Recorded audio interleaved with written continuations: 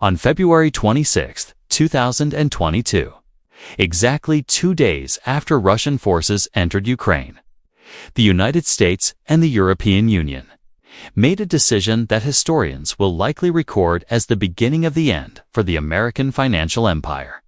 They announced that the Russian Federation would be severed from SWIFT. SWIFT is the Society for Worldwide Interbank Financial Telecommunication. It is the digital nervous system that connects 11,000 banks across 200 countries. It processes $5 trillion in transactions every single day. To cut a major world power off from this system was described by Western leaders as the nuclear option of financial sanctions. The expectation was clear. Russia would be crippled. The ruble would become worthless. The Russian economy would implode within weeks. The pressure would be so severe that the Kremlin would be forced to retreat or face a domestic revolution. However, 2.5 years later, the world witnessed something unexpected. Russia did not collapse. The ruble recovered. Russian trade continued to flow. But it flowed through new arteries that bypassed the West entirely. Russia found alternatives. But the true consequence of this decision was not what happened to Russia. It was what happened to the rest of the world. Dozens of other nations, including China, India, Brazil, and Saudi Arabia, watched the events of 2022 with horror. They realized a terrifying truth. If the United States could unplug Russia from the global financial system and freeze $300 billion of sovereign reserves with a single executive order, the United States could do it to anyone. This moment broke the psychological trust that underpinned the global dollar standard. This was not the first time a dominant superpower weaponized its financial infrastructure. It has happened for distinct times in the last 110 years. And every single time, the exact same pattern has played out. The dominant power controls the financial system. It weaponizes that system to punish a rival. The targets find alternatives.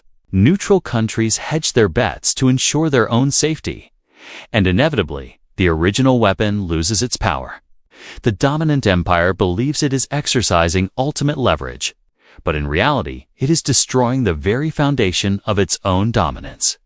In this video, I am going to show you the 4 historical examples that prove this rule. I will walk you through the 5-stage pattern that repeats every time a currency empire falls. I will present the exact data showing this is happening right now with SWIFT and the US dollar. We will look at why China is the mathematical winner of this transition, and why the historical timeline suggests the United States has approximately 20 years before the dollar loses its reserve currency status entirely. When Great Britain weaponized its finance system in 1914, it lost its reserve status by 1944. That is exactly 30 years. The United States weaponized SWIFT in 2022. The clock is ticking. And this time, the decline will be faster because the technology to replace the dollar already exists. Before we analyze how the SWIFT weapon backfired, you must understand what SWIFT actually is and why it matters so much. SWIFT is not a bank. It does not hold money. It does not transfer money. SWIFT is a messaging system. When Bank A in New York wants to send $1 million to Bank B in Tokyo, SWIFT transmits the secure message between them. The message effectively says, Bank A authorizes the transfer of $1 million to Bank B. The actual money moves through correspondent banking relationships. But SWIFT is the communication network that makes the transaction possible. SWIFT was created in 1973 by 239 banks in 15 countries. Before SWIFT, international payments used telex, which was slow, insecure, and prone to human error. SWIFT's standardized messaging created security protocols and made cross-border transactions fast and reliable. By 1977, SWIFT was processing 10 million messages per year. By 2024, it was processing over 11 billion messages per year. That is about 45 million messages every single day. SWIFT became the oxygen of global finance. Here is what makes SWIFT so powerful. It is based in Belgium, and it is technically neutral. However, its board is dominated by American and European banks. Furthermore, The United States possesses immense legal leverage because most international transactions settle in US dollars through correspondent banks in New York City. This means the United States can pressure SWIFT to exclude specific countries or banks. If you are cut off from SWIFT, you cannot easily conduct international trade. You are economically isolated. The United States has used this weapon before. In 2012, the U.S. pressured SWIFT to disconnect Iranian banks. This was devastating for Iran. Oil exports collapsed because buyers physically could not send payments. The Iranian economy contracted by 9%. Inflation hit 45%. The sanctions eventually forced Iran to the negotiating table, leading to the nuclear deal of 2015. To the policymakers in Washington, the SWIFT weapon worked perfectly, or so it seemed. What they missed was that Iran spent those years building alternative payment channels. They developed barter arrangements. They utilized cryptocurrency. They established non-dollar trade networks with China, Russia, and Turkey. When sanctions returned in 2018, Iran survived much better because it had reduced its dependency on SWIFT. But the disconnection of Russia in 2022 was fundamentally different. Russia was not a small, isolated economy like Iran. Russia was the 11th largest economy in the world. It was a major energy exporter, a nuclear superpower, and a permanent member of the United Nations Security Council. Cutting Russia off from SWIFT was not just economic warfare. It was a declaration that the U.S.-controlled financial system was no longer a public utility, but a political tool. The message received by every capital city from Beijing to Riyadh was clear. If you cross the United States, you lose access to your money. Your reserves can be frozen. Your banks can be isolated. Your economy can be strangled. This created an existential question for every non-Western country. Do you accept permanent vulnerability to American financial power, or do you build alternatives? Most have chosen to build alternatives. And that is the precise moment the SWIFT weapon backfired. Now, let us look at the 4 historical precedents, because financial weaponization always triggers a decline. The pattern has repeated 4 times in the last century. Each time, the dominant power thought it had ultimate leverage. Each time, it accelerated its own demise. Example 1 takes us to Britain during World War I, from 1914 to 1918. Before the First World War, the British pound sterling was the world reserve currency. The City of London was the undisputed center of global finance. Britain controlled approximately 65% of international reserves. When the war began in August of 1914, Britain passed the Trading with the Enemy Act. This law allowed Britain to freeze the assets of German nationals and companies. Britain seized German-owned businesses, bank accounts, ships, and property throughout the British Empire. This was unprecedented. Previously, international finance had largely remained separate from war. Belligerents fought on battlefields, but they honored financial contracts. Britain broke this norm. The immediate effect was devastating for Germany. German companies lost assets worldwide. German banks could not access the London markets. German trade collapsed. Britain believed this gave them a decisive advantage. But neutral countries watched and learned a dangerous lesson. If Britain could seize German assets, it could seize anyone's assets during any conflict Britain deemed important. Your money in London was not safe unless Britain approved of your government. After World War I, neutral countries began diversifying their reserves away from London. They increased their gold holdings. They established accounts in New York, Paris, and other financial centers. The United States benefited enormously from this loss of trust. New York banks gained business that previously went to London. By 1920, the United States held more gold reserves than Britain. By 1925, New York rivaled London as a financial center. By 1944, at Bretton Woods, the dollar formally replaced the pound as the world reserve currency. Britain's decision to weaponize finance in 1914 started a 30-year decline from dominance to irrelevance. The pattern is simple. Britain controlled the system. Britain weaponized the system. Targets and neutral countries diversified away. Britain lost control. Example 2 is the United States and Iran in 1979. When Iranian revolutionaries took American hostages in November of 1979, President Carter froze all Iranian assets in U.S. banks. This totaled about $12 billion. It was the largest asset freeze in history at the time. The justification was morally clear. Iran had violated international law. The United States was defending its citizens. The freeze put immense pressure on Iran to release the hostages. However, the freeze had unintended consequences. Countries around the world, especially in the Middle East and OPEC nations, suddenly realized that dollar reserves held in U.S. banks could be seized. Not through military conquest and not through default, but simply through an executive order. The president could freeze your national wealth with a phone call. Your sovereign wealth was not sovereign if it was stored in dollars in New York. Throughout the 1980s, OPEC countries diversified their reserves. They reduced their dollar holdings from about 85% in 1977 to about 71% by 1991. They increased their holdings of Deutschmarks, Japanese yen, and gold. They established accounts in London, Zurich, and Singapore to avoid concentration in New York. The Iranian freeze worked tactically.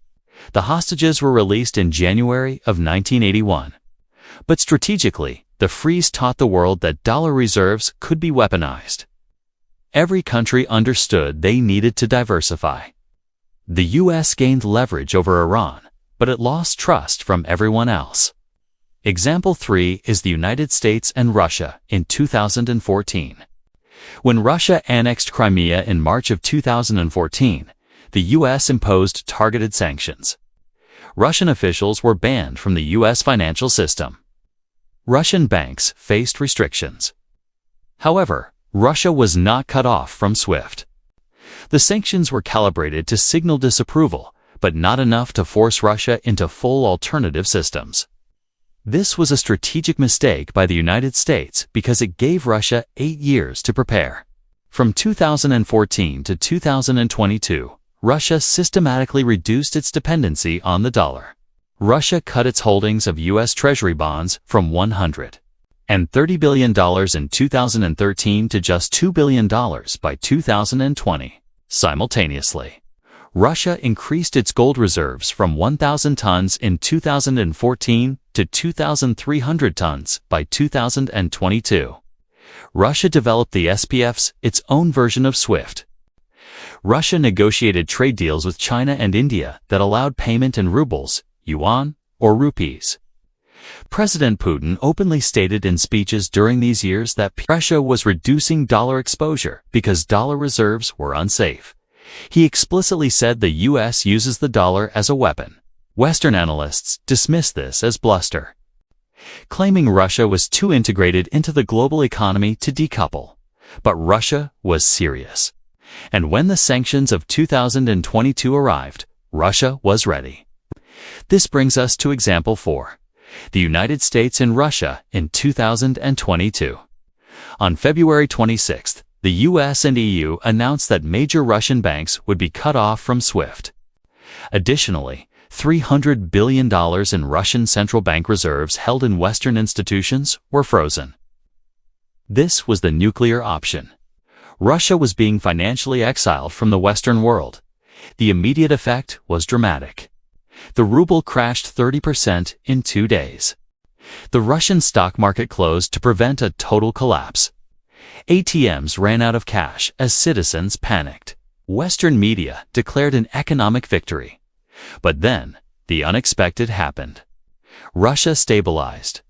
The Russian central bank hiked interest rates to 20% to stop the currency from bleeding. Russia demanded that European countries pay for natural gas in rubles, creating artificial demand for the currency. The ruble recovered all of its losses within 3 months. Russian trade continued, just not through Western channels.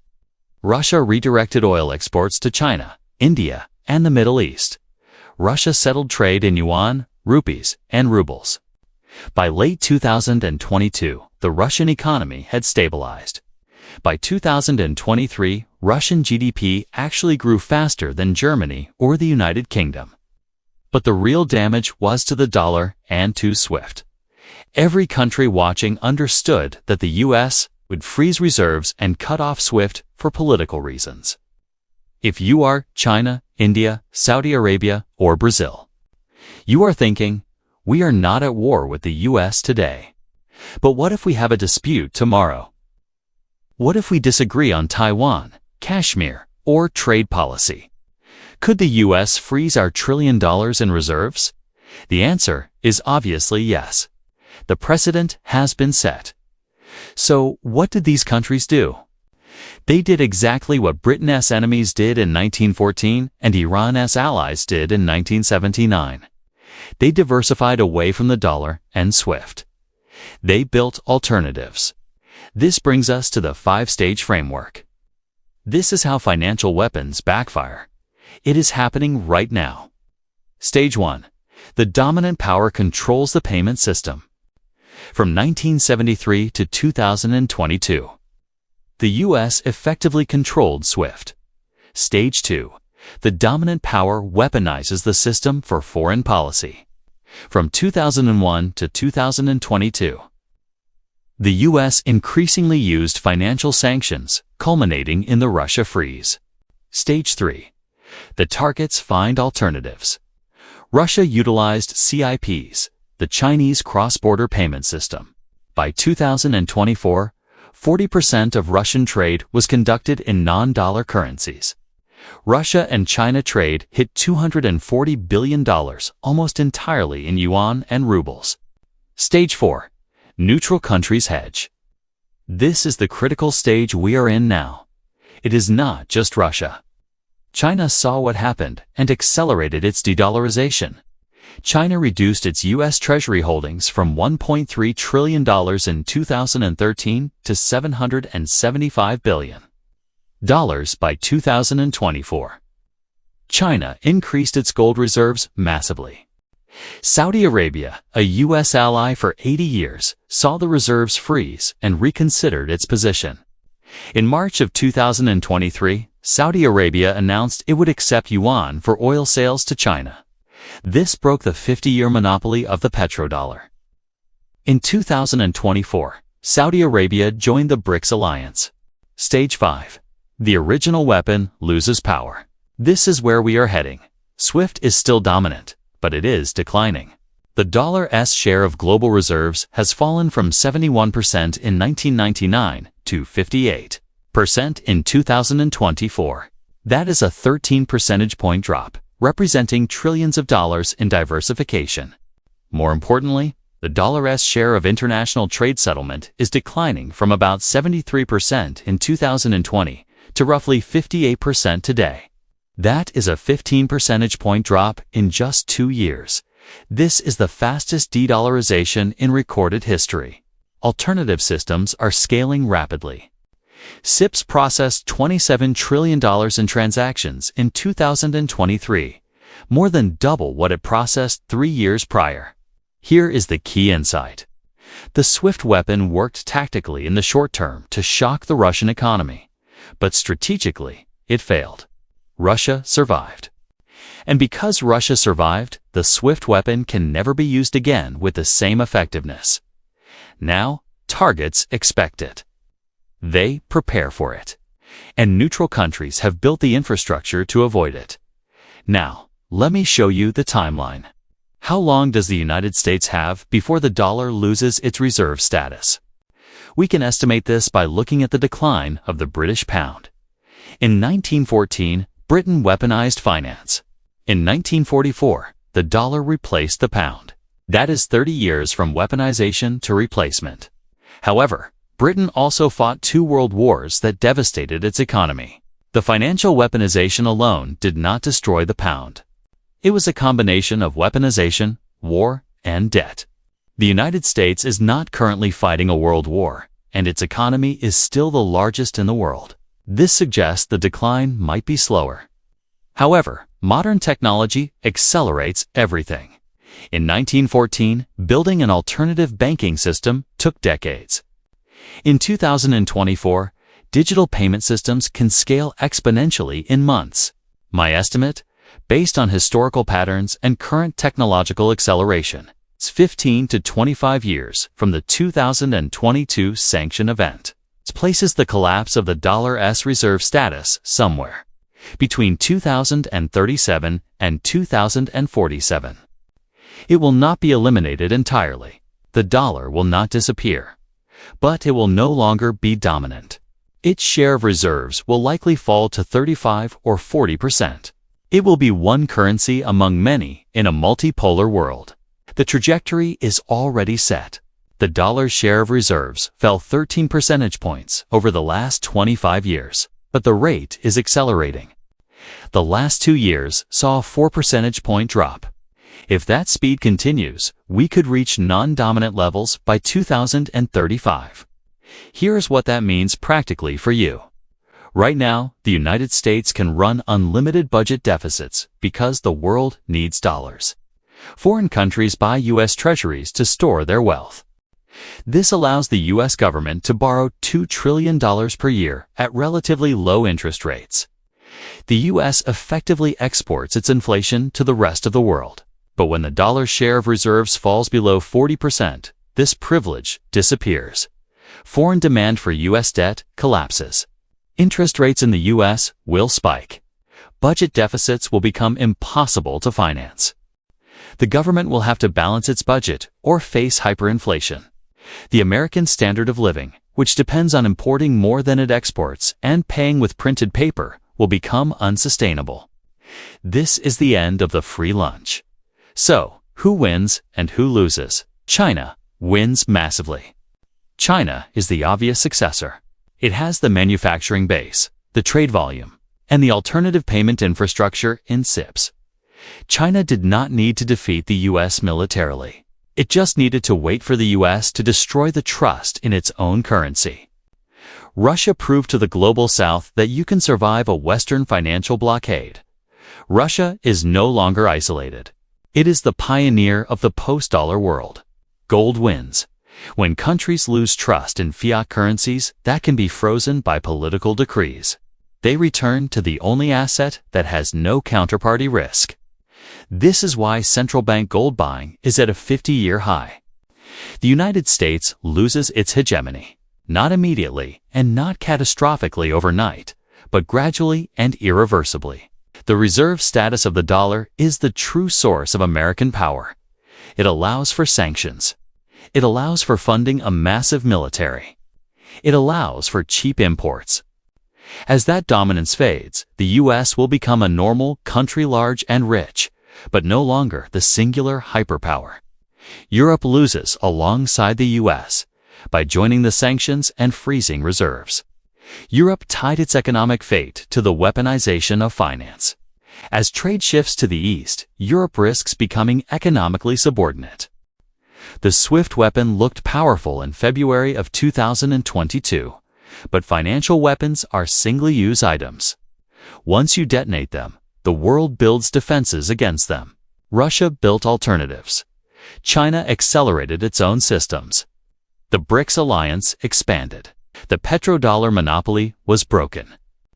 The United States had the golden goose of global finance, and it strangled it in pursuit of a short-term foreign policy goal. Welcome to the post-dollar world. It is not here yet, but it is coming. The timeline is set. The pattern is clear. The SWIFT weapon was the trigger. And 20 years from now, historians will look back at February 2022 and say, that is the day American financial dominance ended. They just did not know it yet.